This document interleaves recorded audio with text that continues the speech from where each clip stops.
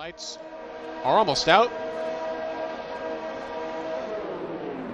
And off we go. It looks like a good start from Joe, but watch out for Taylor on those softs. He could get a good run out early. No, he's not going to, but Boss Cookie's actually going to go ahead. Boss Cookie goes to the second. He's pressuring Taylor, and he's ahead. Boss Cookie dive bombs Joe. He's not quite going to do it, though. Boss Cookie gaining a position already. Meanford pressuring Taylor, going for third place. Everyone cleanly through so far, it looks like. Nice train here, going down the second straight. Ooh, and Boss Cookie goes down the inside of Joe for the lead. He's going to get it in the racing point car. Joe gets pushed wide to the exit of turn 4 and is now going to come under pressure from Taylor Clan, and the Red Bull seems to have shaken off Meanford for the moment. What's going to happen into turn 8? It is an overtaking spot. If you're desperate, Taylor's going to wait on it. Joe locks up big time, though. And that could give, if Taylor's already leads, a little pass into turns 9 and 10. Let's find out. No, he's going to bide his time further. He could get a good run off of turn 10, though. Again, Taylor very smooth, preventing the lockups. Joe perhaps working lockups into his driving style a little bit. As of right now, the two Williams cars doing really well. Hey, Katra gaining 3 positions already at the start of the race. As your current running order is Cookie, Joe, Taylor, Meanford, Neymar, with Ritzy, Sainz, Deer Hunter, Stenner, and Zizou rounding out the top 10 with Ardell not far behind. And Boss Cookie leading the race early on. Look at him, our realistic coordinator. He might as well have made this tier all for himself because he is in a class by himself in this first lap. Taylor Clan still hounding the back of Joe on those weaker tires. What's going to happen off the final corner? Could he get a slipstream? Oh, Joe goes wide at the exit. Taylor's going to go for it. Taylor's going to go for second place in the red. Looks like Taylor's going to get second place, but there was a bit of elbows out action there. Neymar, meanwhile, has gotten up to 4th place somehow in the AlphaTauri car. He's currently battling with Meanford and Ritzy, who go 3 wide into turn 4. Let's watch this battle. Gonna watch this space. Ooh, someone getting a little out of whack there. It's Sainz. Sorry, Neymar might be forced to let Ritzy by. He's at the fastest lap on the second lap, 1:09.8.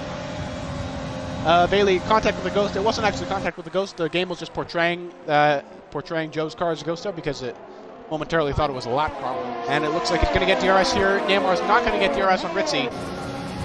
Running on board now with the Mercedes driver, and he's going to cruise by, it looks like. No, not quite. He's going to have to do it in the braking zone. Neymar tries to defend, but he can't do that much. Oh, but he defends. Look at that. Meanford not being aggressive enough with the brakes, it looks like. He knows it's still early days, but doesn't want to risk a DNF now. He's going to leverage his battery here. Neymar has more battery, but there's only so much he can use in one straightaway. He's going to try it round the outside. That was never going to work. That was quite an intense moment there for Meanford. He was barely within the track limits there. There was barely room on the outside. I did not expect that at all. And he wisely backed out of that move. McLaren car, who's shown not quite top 10 pace so far in this session. Riding on board with Ardell. Is he going to get past for P9? Let's find out. And he is. It looks like he is almost before the braking zone. Stenner's going to try and fight it around the outside, but there's not that much he can do. Oh, but he does. He sticks it. Look at that. Stenner sticking around the outside. There's contact. Ardell gets knocked off the track and gets a 3-second time penalty for warnings on those track limits infringements. I think that was an unfair warning. Probably send a clip to the stewards about that since he was technically knocked off the track limits by Stenner. Ooh, but Joe could make a run here. He's going to try it around the outside, maybe? Ooh, look at this. Taylor's got the preferred line. Oh, but he sticks it anyway. Look at that. Round the outside for Joe. The job not done yet. Oh, there's contact. And Taylor goes around. It is a bit of a compromise in one stop, but if you do get it right, it can save you a lot of time over that traditional 2-stop that a lot of people do. As Ritzy gets past Bojay to go back into the points-paying position, as is wise to do. It looks like it's going to be a pretty easy stop here as Zizou peels off into the pit lane. Let's see, we'll stay with Ritzy here to see if he can get past the Renault, and he does easily. Look at that. Breezes by. Meanwhile, Ritzy Raccoon now trying to get past Fettuccine, speaking of the two Renaults. And it looks like he's going to do it here on this back straight. Ritzy going to try and take back 5th place from that Renault, and it's going to happen pretty easily. Look at that. Feta actively slowing down to let the Red Bull by. He knows it just isn't worth his time. Right now, look at this. Stenner still fighting back against Feta. Look at that. Oh, little bit of lagging going on there, but it looks like it's all good now. Feta, he's going to go back to turn 4. He's got the better line, but Stenner has the inside. How's this going to work out? This does not look good for either party as Neymar is gaining hand over fist on them, and he gets ahead. Feta does execute the pass in the end, so it looks like Stenner is going to be Neymar's first victim. And he goes down the inside into turn 8. Ooh, that reminded me a bit of Daniel Kvyat back at this race in real life. Of course, in that case, he flipped Lance Stroll over. Thankfully, no one ended up on their roof on that maneuver. Taylor can't quite get past the run into turn number 4, it doesn't look like. Fetta's going to stay ahead for the time being, but look at that pressure. And Fetta's going to back out. Fetta again, it's just like, oh, no way, I'm not doing this. He did the same thing that he did with Ritzy there, just backed out of the throttle. But now that's going to put him under pressure from Neymar again, and Neymar is going to go down the inside into turn 8. This time he's going to get the job done in turn 8 without any drama. Much of a fight, considering his tires are a whopping 8 laps new. Yeah, the Haas really struggling, locking up even into the penultimate corner, which is not a corner that has a reputation for lockups at all. And Durand is going to breeze by here into the final corner. His line's going to be compromised, though, through the last corner, so that might compromise him a little bit for the straight. Maybe Vojay can get another run. No, Vojay's going to pit. Smart move from Vojay, but Deer Hunter is out of ERS, so that's going to let ARS Science maybe get an opportunity here. Look at the Science and the Ferrari going for it. He has no ERS either, but he's still got momentum, and he's going to go around the outside, and he completes the move. Look at that. Just because of how hard these guys go. Because, of course, in this game, you're not worried about dying. It's a video game. It's not real life, and there's a spinner, and it looks like Katra. Yeah, that is Katra. Katra having more woes. Only got 8 laps to go now, so Boss Cookie just needs to hold off that Merc a bit longer. Oh, there's contact again. Once again, Joe runs into the back of Cookie. I think that's the second time in 3 laps at the very same corner. Still no visual damage. Joe's really pushing his luck at the moment. Riding on board now. He's going to try it around the outside of turn 1. He's closer than he's been in a while. The side-by-side, Cookie got the better line. Cut back from Joe. Cookie goes too deep.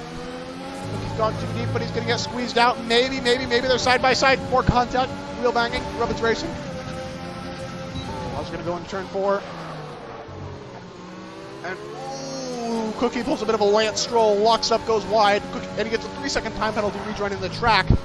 And Joe has taken the lead by pure brute force of this Bahrain Grand Prix. He has more battery.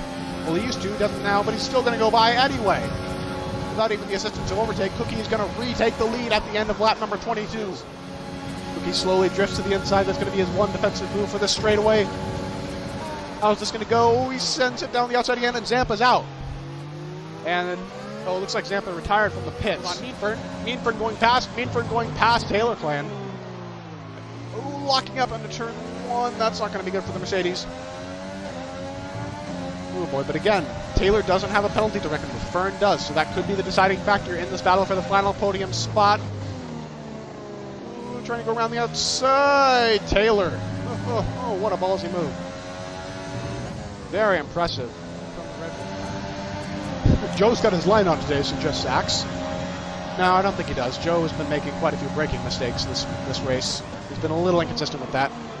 So I do think he is legitimately not using line as he normally would. Look at that. Nice, clean move into turn 1 by Mean Fern for F2, which I'm racing after this, despite being injured. Callum brings up a very good point. BRL F2 tier is going to be right after this. Actually, it's almost time for it. We won't even have time for the intermission show that I was planning. But in just 15 minutes, we'll be switching over to BRL Formula 2 tier, still at Bahrain. And that'll be very exciting as well. Season opener, of course. And we will not be turning off the stream and then on again, because I will be commentating that tier as well. So do not go anywhere. We will be there for that. It's the final lap in the meantime in this race. And in the realistic tier, Joe, our pole sitter, he added some challenges from Boss Cookie and from Taylor all race, but in the end it looks like he is going to assert his dominance.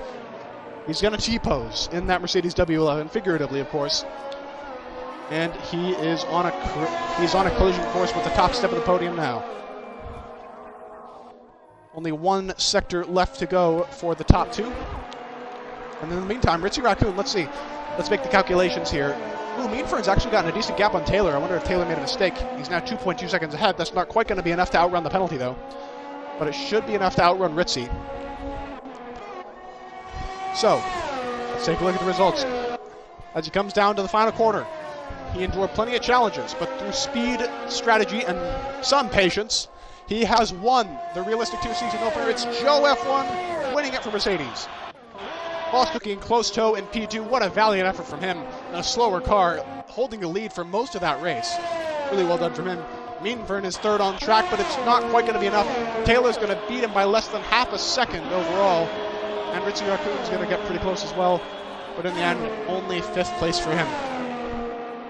And although Boss Cookie was technically best in the midfield, I will say ARS Science probably deserved the title of best of the rest, since Boss Cookie was just a cut above today, the rest of the Racing Point Ferrari and McLaren drivers.